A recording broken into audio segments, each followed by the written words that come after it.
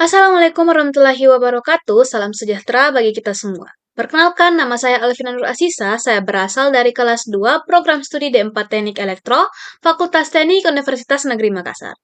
Hari ini saya akan membawakan materi mengenai prinsip kerja elektronika analog. Nah, apa itu elektronika analog? Elektronika analog sendiri adalah bidang elektronika di mana sinyal listrik yang terlibat bersifat kontinu, meskipun bagian yang diterapkan umumnya dinamakan bagian diskrit.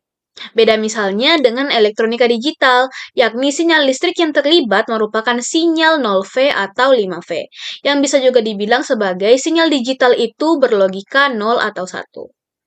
Berdasarkan ruang lingkupnya, elektronika terbagi menjadi dua ragam, yakni elektronika digital dan analog. Analog dan digital itu sebenarnya lebih kepada istilah di dalam penyimpanan dan penyebarluasan data. Data analog disebarluaskan via gelombang elektromagnetik secara terus-menerus yang banyak diberi pengaruh oleh elemen pengganggu. Sementara data digital yakni merubah data menjadi simple, yakni cuma terdiri dari angka 0 dan angka 1.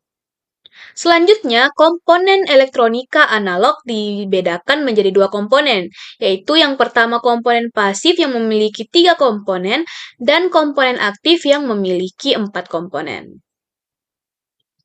Yang pertama, saya akan menjelaskan mengenai komponen pasif terlebih dahulu.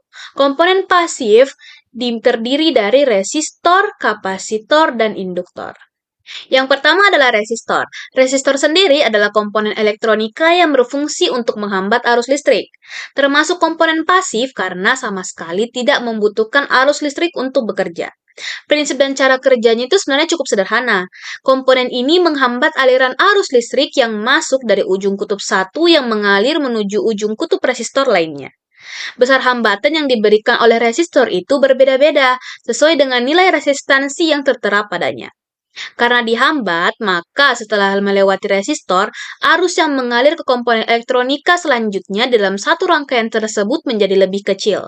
Karena itu, penggunaan resistor dapat menjaga komponen-komponen elektronik yang lain dalam satu rangkaian itu terjaga dari arus langsung, sehingga menjadi lebih awet.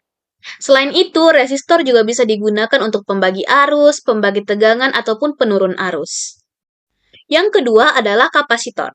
Kapasitor sendiri adalah komponen elektronika yang berfungsi menyimpan muatan listrik dalam jangka waktu tertentu. Satuan dari kapasitor sendiri adalah farad. Kapasitor itu terbuat dari material logam yang membentuk dua buah lempengan yang disusun secara paralel dan berdekatan satu dengan yang lain sesuai dengan ukuran yang dibutuhkan dan fungsinya. Dalam sebuah rangkaian, prinsip kerja kapasitor sendiri adalah dengan mengalirkan arus listrik atau elektron menuju kapasitor. Sifat kapasitor yang dapat menyimpan muatan digunakan sebagai tempat untuk mengalirkan elektron tersebut. Pada saat kapasitor telah terisi penuh dengan elektron, maka tegangan akan mengalami perubahan. Kemudian, elektron akan keluar dari sebuah kapasitor dan mengalir menuju rangkaian. Nah, yang ketiga adalah induktor atau biasa juga disebut dengan koil. Induktor sendiri adalah komponen elektronika pasif yang berbentuk kumparan dari susunan kawat. Induktor memiliki kemampuan untuk menyimpan energi magnet. Kemampuan ini biasa disebut dengan induktansi. Prinsip kerja induktor itu adalah pada saat arus mulai mengalir ke induktor dalam komponen tersebut, maka akan menghasilkan medan magnet yang disebabkan oleh perubahan arus listrik ke medan magnet dengan tidak mengubah besaran tegangan listrik. Nah, perubahan ini biasa kita sebut dengan flux magnet. Selanjutnya, saya akan menjelaskan tentang komponen aktif. Nah, komponen aktif sendiri ini terdiri dari 4 komponen, yaitu yang pertama dioda, transistor, integrated circuit, dan saklar atau switch. Yang pertama adalah dioda. Dioda adalah komponen elektronika yang terdiri dari dua kutub yang berfungsi untuk mengarahkan arus. Komponen ini terdiri dari penggabungan dua semikonduktor yang masing-masing diberi penambahan material yang berbeda dan tambahan material konduktor untuk mengalirkan listrik. Struktur utama dari dioda sendiri adalah dua buah kutub elektroda berbahan konduktor yang masing-masing terhubung dengan semikonduktor silikon jenis P dan silikon jenis N. Prinsip kerja dari dioda sendiri bermula dari adanya dua arus listrik yang bermuatan negatif dan positif. Dari dua arus ini bergerak, dioda harus mampu mengubahnya menjadi satu arah saja dengan teknik bias. Dengan begini, arus listrik bisa searah. Yang kedua adalah transistor. Transistor sendiri adalah sebuah komponen elektronika yang mempunyai berbagai macam fungsi diantaranya, sebagai saklar, penguat sinyal, osilator, modulator, dan sebagainya. Komponen elektronika ini terbuat dari bahan semikonduktor seperti silikon.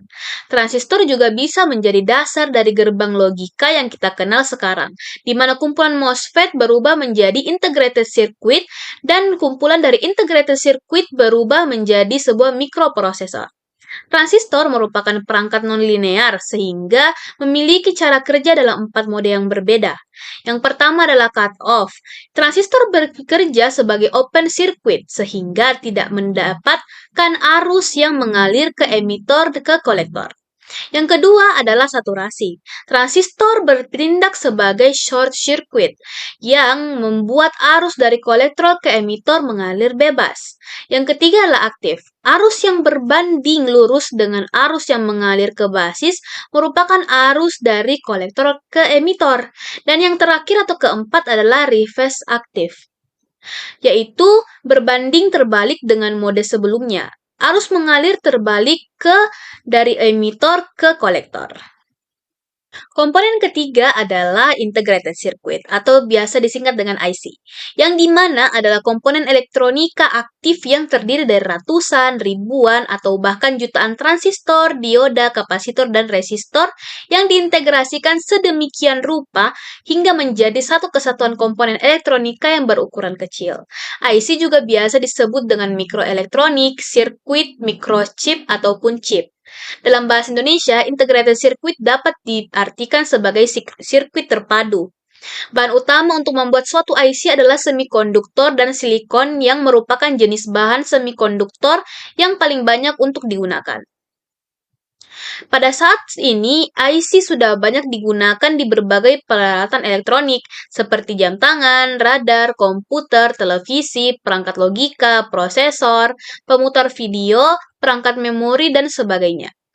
Selain itu, kendaraan pun tidak luput dari penggunaan IC. Cara kerjanya adalah di mana dia menerima masukan berupa logika dan mengeluarkannya berupa sinyal keluaran logik.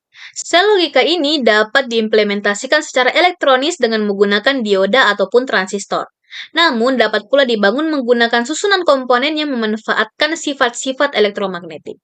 Pada setiap sel logika umumnya memiliki beberapa jumlah masukan, biasanya berkisar antara 2 hingga 10 masukan. Walaupun begitu, ada juga sel-sel logika yang mempunyai keluaran yang berjumlah 1 atau 2, tergantung dari jenis maupun fungsinya. Yang keempat adalah saklar, di mana saklar adalah sebuah perangkat yang digunakan untuk memutuskan jaringan listrik ataupun untuk menghubungkannya. Jadi, saklar pada dasarnya adalah alat untuk penyambung ataupun untuk pemutus aliran listrik. Selain untuk jaringan arus listrik yang kuat, saklar berbentuk kecil juga biasa dipakai untuk alat komponen elektronika arus lemah. Secara sederhana, saklar terdiri dari dua bilah logam yang menempel pada suatu rangkaian dan bisa terhubung atau terpisah sesuai dengan keadaan sambung atau on atau keadaan putus atau off dalam rangkaian itu. Prinsip kerja saklar sendiri adalah dua atau lebih konduktor yang masing-masing terpasang terminal. Kedua konduktor tersebut dapat diputus sambungkan dengan menggunakan switch yang berguna untuk mematikan dan menghidupkan beban listrik. Sedangkan secara khusus, tiap-tiap saklar memiliki cara kerjanya masing-masing dalam menghidupkan ataupun mematikan beban listrik. Umumnya, beban listrik yang digunakan pada saklar adalah lampu, tetapi ada juga saklar yang digunakan untuk menghidupkan dan mematikan beban-beban listrik yang membutuhkan daya listrik yang besar seperti kulkas, pompa air, dan lain sebagainya.